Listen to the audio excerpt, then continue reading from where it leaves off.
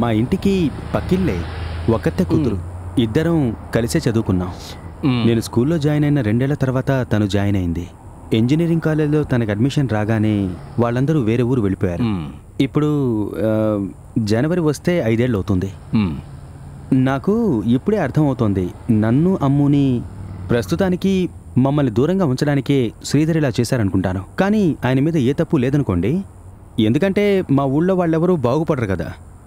ఆయన ఎవరు? అమ్ము వాళ్ళ నాన్నగారు. ఓ, నడమంత్రపు సిరి అని విన్నారా? ఈయన కూడా అలాంటి రకమే. 2 పెగ్గులేస్తే దుబాయ్లో జరిగిన పాత విషయాలన్నీ మొదలు పెడతారు. అందుకోసమే సాయంత్రం అయిందంటే ఆయన ఇంటి ముందుకు ఎవ్వరూ వెళ్లరు. ఇప్పుడు అర్థమైందిలే. అంటే నువ్వు చెబుతున్న ఆ వ్యక్తే ఈ స్టోరీలో విలన్. అయ్యో, విలన్ అని చెప్పలేమన్నయ్యా, ఆయన అదో రకం అంతే. యాక్చువల్గా ఆయనకు కథకళి అంటే అంతగా నచ్చదు. బట్ వాళ్ళ అమ్మాయికి అలా కాదు. తను చాలా అందంగా భరతనాట్యం చేస్తుంది. కళాక్షేత్రాలో అడ్మిషన్ కూడా వచ్చింది. ఏమిటో ఆయనకు మాత్రం అంతగా ఇది నచ్చదు. నా కూతురు అందరి ముందు డ్యాన్స్ చేయడం నాకు అస్సలు ఇష్టం ఉండదు అలా అని చెప్తారు.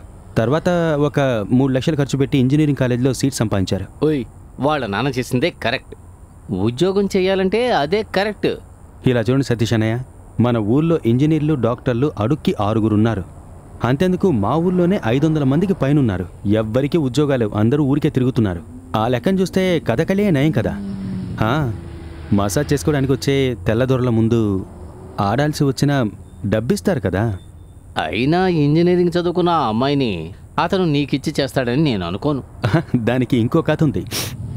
ఒకరోజు 2-3 పెగ్గులు వేసి ఆయన నాతో చెప్పారు, నేను దుబాయ్ వాడైతేనే నా కూతునిచ్చి చేస్తాను అని.